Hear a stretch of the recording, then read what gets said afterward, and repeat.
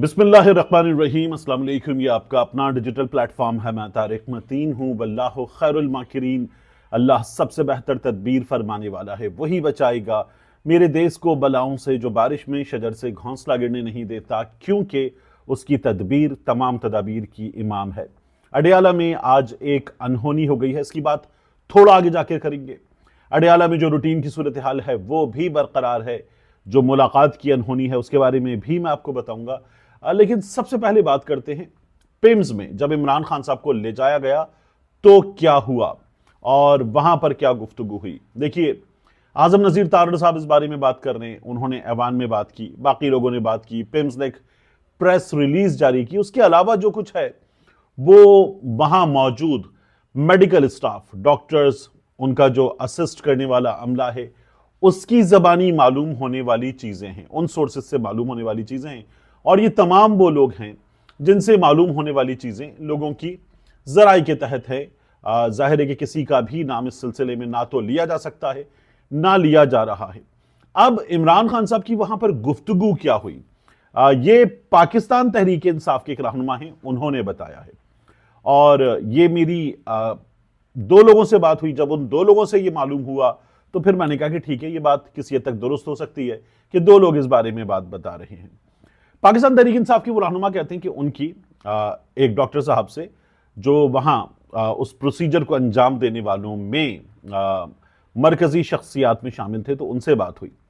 वो ये कहते हैं कि इमरान खान साहब आए, हाँ जी क्या हाल चाल हैं, कैसे हैं, ठीक है आप करेंगे, और अस्सलाम वालेकुम वालेकुम सलाम के बाद आपका नाम, आप, और फिर उसके बाद कैसे हैं आप, क्या होगा, ओके इससे क्या होगा, क्या लगाएंगे, कितनी देर में, इसका इम्पैक्ट क्या होता है, क्या फ़र्क पड़ेगा, कोई कॉम्प्लिकेशंस होती हैं, ये सवालात उन्होंने किए, इस बारे में उन्होंने जाना।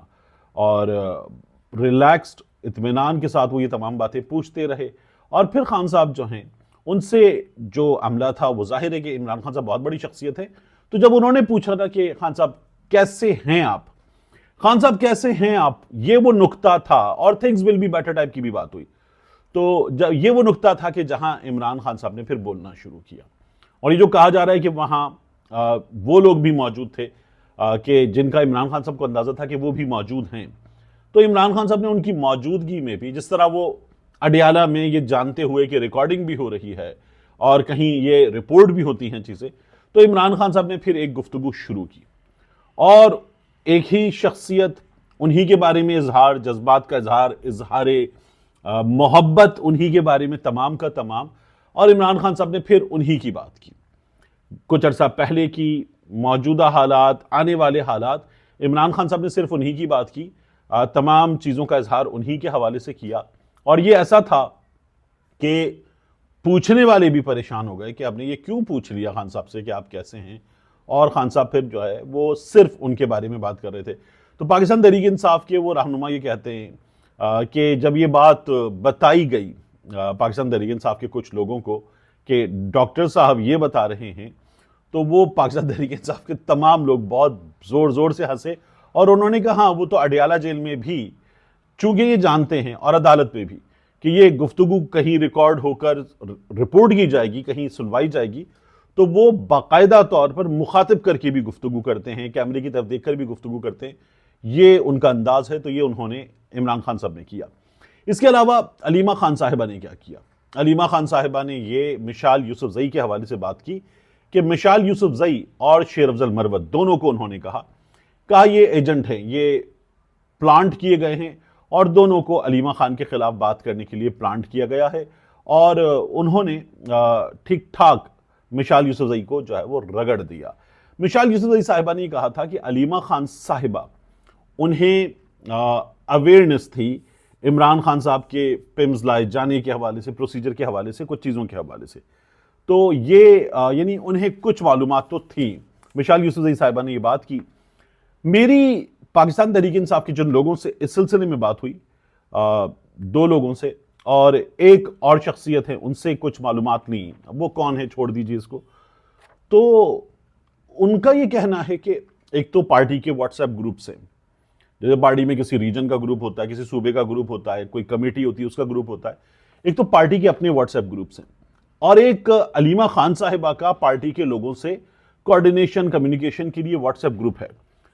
اس واٹس ایپ گروپ میں یہ بات ہوئی اور یہ ایگزیکٹلی انہوں نے کہا کہ یہ ورڈز اگر مجھے نہیں بھی یاد تو علیمہ خان صاحبہ سے ہمیں یہ پتا چلا کہ انہیں کچھ معلومات اس سلسلے میں ملی ہیں عمران خان صاحب کے سلسلے میں, اور علیمہ خان صاحبہ جو ہیں انہوں نے بھی انیشلی یہ امپریشن لیا کہ یہ وہاں سے پھیلایا جا رہا ہے کہ جب جب بات ہوتی ہے مذاکرات کے حوالے سے تو اس طرح کی چیزیں پھیلائی جاتی ہیں, تو یہ پھیلایا جا رہا ہے, یہ ہمیں اس سلسلے میں پتہ چل رہا ہے.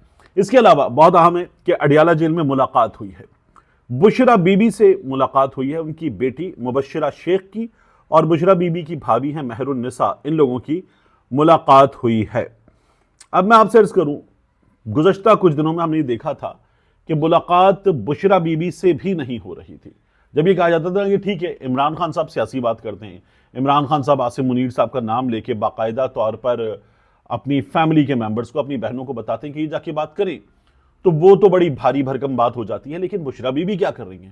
بشرا بی بی سے ملاقات کیوں نہیں کروائی جا رہی کسی بھی صورت میں, اور یہ عمران خان صاحب کو توڑنے کے لیے کیا جاتا ہے. بشرا بی بی کی چیزیں ابھی ریسنٹلی ان تک پہنچائی گئی تھیں, اب بشرا بی بی سے آج ملاقات کی بھی خبر آئی ہے. آج اڈیالہ کے اس گیٹ تک, گیٹ کے اندرونی حصے تک بیرسٹر گوہر پہنچے عمران خان صاحب سے ملاقات کے سلسلے میں بات کرنے, لیکن ان کی شرط وہی تھی کہ اگر آپ میری ملاقات کروائیں گے تو آپ پھر فیملی کے لوگوں کی بھی ملاقات کروائیں گے. یہ بیرسٹر گوہر صاحب پہلے بھی کر چکے ہیں, ان کی ملاقات جو ہے وہ آخری اطلاعات آنے تک نہیں کروائی گئی تھی, اور فیملی کے لوگوں کی ملاقات نہیں کروائی جائے گی یہ فیصلہ کر لیا گیا ہے. تو ملاقات ایک بار پھر اڈیالہ کے باہر وہی صورتحال ہے, خواتین کا دھرنا ہے, قرآن خوانی ہے, اور یہ چیزیں چل رہی ہیں. اب میں آپ کے سامنے ایک چیز اور رکھوں اسی ملاقات کے حوالے سے, اور یہ تھا نا کہ میڈیکل رپورٹس دے دی جائیں گے. چیف جسٹس کے پاس جب گئے تھے یحییٰ آفریدی کے پاس سلمان اکرم راجہ صاحب, تو اب دوبارہ رابطہ کیا گیا کہ وہ میڈیکل رپورٹس 1 گھنٹے میں, یحییٰ آفریدی صاحب کے کہنے کے بعد 1 گھنٹے میں فراہم کر دی جائیں گی. وہ کیوں نہیں فراہم کی جا رہی, یہ سوال اٹھایا گیا.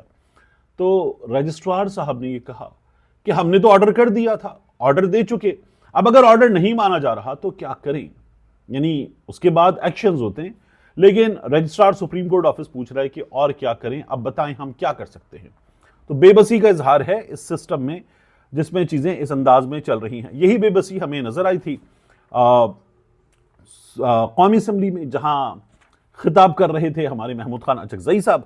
تو محمود خان اچکزئی صاحب کے خطاب کے موقع پر ان کی آواز بار بار دبائی گئی, ویڈیو ہی باقاعدہ طور پر ان کی غائب کر دی گئی. پھر اس کے بعد ہم نے جنید اکبر صاحب کو دیکھا, کوئی فون وون رکھ دیا گیا تو ایاز صادق صاحب فوراً جاگ گئے کہ یہ نہ کریں, یہ فون ہٹا لیں. یہ بھی ہوا. اب محمود خان اچکزئی صاحب کی تقریر جو ہے وہ اپلوڈ کر دی گئی ہے. اپلوڈ کی ہوئی چیز جا کے بہت کم دیکھی جاتی ہے. وہ جو لائیو تھی اور جس کے پھر کلپس چلتے ہیں وہ دھڑا دھڑ شیئر ہوتی ہے, لیکن وہ روک دی گئی تھی. ایاز صادق صاحب نے رولنگ دی کہ ایجنسیوں کے حوالے سے, اور خواجہ صاحب کو انہوں نے مخاطب کیا کہ اچکزئی صاحب نے ایجنسیوں کے خلاف بات کی, تو ان کو بتائیں کہ ایجنسیاں جو ہیں وہ بہت کچھ کامیاب بھی ہوتی ہیں حملے روکنے میں, صرف ناکام نہیں ہوتی. تو اس چیز کے بھی نمبر پیش کریں. اور امریکہ میں اتنا بڑا واقعہ ہوا کہ اب وہاں پر ایجنسیوں کے, حکومت کے خلاف, خفیہ اداروں کے خلاف بات کی گئی. ایاز صادق صاحب نے بات کی کہ نہیں کرتے, ایجنسیوں کے خلاف, خفیہ اداروں کے خلاف بات نہیں کرتے. تو ایاز صادق صاحب تو مثال دے رہے ہیں امریکہ کی کہ امریکہ کے لوگوں نے کیا کیا. خود ایاز صادق نے کیا کیا, ہم نے ابھینندن کا طیارہ گرایا اور اس کا تو بتانے لگے کہ جنرل باجوہ آئے تھے, ماتھے پہ پسینہ, ٹانگیں کانپ رہی تھی. یہ ایاز صادق صاحب آن ریکارڈ ہیں ہمیشہ کے لیے. یہ ایاز صادق صاحب کے لیے ایک تانا ہے جو ہمیشہ رہے گا کہ آپ جو لوگوں کو روکتے ہیں, اور اس سسٹم میں کیوں روکا جا رہا ہے یہ لوگوں کو اندازہ ہے, تو یہ نہ کیا کیجئے. ایاز صادق صاحب کی رولنگ کے حوالے سے یہ بات ہمیں پتہ چل رہی ہے. پاکستان تحریک انصاف کا یہ جو آج دھرنا ہے یا جو گزشتہ کچھ عرصے میں دھرنے ہیں, اس کے حوالے سے ایک لڑائی ہوئی ہے. یہ لڑائی پاکستان تحریک انصاف کے واٹس ایپ گروپس کے اندر ہوئی ہے. آپ کو یاد ہے شیخ وقاص اکرم صاحب کی آڈیو بھی. تو پی ٹی آئی میں یہ طے ہوا ایک جگہ کہیں کہ ایک بار صوبہ پنجاب کے لوگ آئیں گے اڈیالہ, اور ایک بار صوبہ خیبر پختونخوا کے لوگ آئیں گے.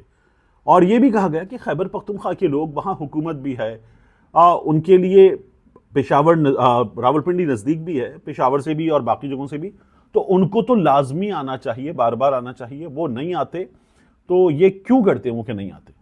تو یہ کہا گیا کے پی والوں کی جانب سے. اب یہ اندرونی پھڈا ہے کہ ہم کیا کریں. ہم پر اتنے مقدمات ہیں، اتنے پرچے ہیں، ہمارے تو کریڈٹ کارڈ، ڈیبٹ کارڈ، وہ بھی بینک اکاؤنٹ بھی بلاک کر دیے گئے ہیں، مصیبتیں ہو گئی ہیں، کاروبار پہ مصیبت ہے، گھروں پر پولیس آتی ہے، کاروبار کے مقام پر پولیس آتی ہے، رشتہ داروں کے گھروں تک پولیس پہنچ جاتی ہے، ایف آئی آرز ہوئی ہیں۔ اب ہم کیا کریں؟ پاکستان تحریک انصاف کے لوگ، خیبر پختونخوا والے، اور یہ پنجاب کے لوگوں کا کہنا ہے کہ کرتے ہیں، ان کا یہ کہنا ہے کہ کچھ نمایاں نام ہیں، بڑے نام، وہ اڈیالہ آ جاتے ہیں، جیسے ان کا یہ کہنا ہے کہ مینا خان، شفیع جان، شفقت ایاز، شاہد خٹک، یہ لوگ اڈیالہ آ جاتے ہیں۔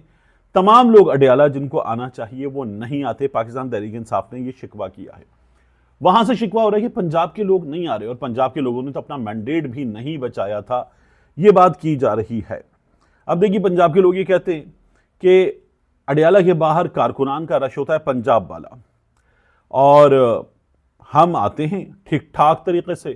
یہ جو دھرنا تھا سہیل آفریدی والا، وہاں پر بھی اچانک کہا گیا کہ MNAs, MPAs آ جائیں۔ تو اگر آپ کو جانا تھا اور دھرنا آپ کے پلان میں تھا تو آپ کو پہلے سے بتا کے رکھنا چاہیے تھا، لوگ آتے، لیکن آپ نے دھند کے اس ماحول میں بہت شارٹ نوٹس پر یہ کر دیا کہ آ جائیں، تو ایسے نہیں ہوتا۔ پی ٹی آئی والے کہتے ہیں کہ اسٹیبلشمنٹ ہمارے ہاں ہمارے درمیان چال چل رہی ہے، اور ہمارے درمیان ایسے بہت سے لوگ ہیں جو اسٹیبلشمنٹ کی مرضی کی بات کرتے ہیں، اور اسی لیے ابھی جو احتجاج ہے 8 فروری کا، لانگ مارچ، شٹر ڈاؤن، اور اس کے علاوہ کوئی ایک آدھ ریلی وغیرہ، تو پاکستان تحریک انصاف کے بعض لوگوں پر تنقید ہو رہی ہے کہ یہ کوئی احتجاج تھوڑی ہے۔ احتجاج تو کم از کم وہ ہونا چاہیے جو خالد خورشید نے کہا تھا کہ لانگ مارچ کر لیں، تو یہ احتجاج ہوگا تو بات ہوگی۔ پاکستان تحریک انصاف کو اندازہ ہے ایک چیز کا کہ انہیں دو میں سے ایک کام کرنا ہوگا، یا تو بھرپور مزاحمت یا پھر مذاکرات، تاکہ اسٹیبلشمنٹ سے بات آگے چل سکے۔ اور بھرپور مزاحمت جو ہے پاکستان تحریک انصاف والے اگر کرنے کا ارادہ رکھتے ہیں، تو رانا ثناء اللہ صاحب نے کہا ہے کہ نہیں، احتجاج اگر بہت سگنیفیکنٹ ہو تو پھر اس کو روکا نہیں جا سکتا، اور یہ جس طرح کا احتجاج کرتے ہیں اس طرح کے احتجاج پر پھر کریک ڈاؤن ہوگا 26 نومبر والا، اور یہ نظر بھی نہیں آئیں گے۔ تو پاکستان تحریک انصاف سے اسٹیبلشمنٹ کیسے بات کرے گی؟ پاکستان تحریک انصاف سے اسٹیبلشمنٹ تب بات کرے گی جب پاکستان تحریک انصاف بھرپور طاقت کا مظاہرہ کرے گی، اور طاقت کے اس مظاہرے کے سامنے یہ محسوس کیا جائے گا کہ یہ بہت بڑا ہے، اب ان سے بات کرنی چاہیے، ان کو فرق نہیں پڑ رہا اور ہماری ایفرٹس کامیاب نہیں ہو رہی، تو ان سے بات کرتے ہیں اور ان کو انگیج کرتے ہیں، شامل کرتے ہیں، معاملات ٹھیک کرنے کی کوشش کرتے ہیں۔ لیکن اگر پاکستان تحریک انصاف کا احتجاج ایک بھرپور، کامیاب، تگڑا احتجاج نہیں ہوگا، تو اس کا نقصان عمران خان کو اور پاکستان تحریک انصاف کو ہے۔ ملتے ہیں انشاءاللہ آپ سے اگلی ویڈیو میں۔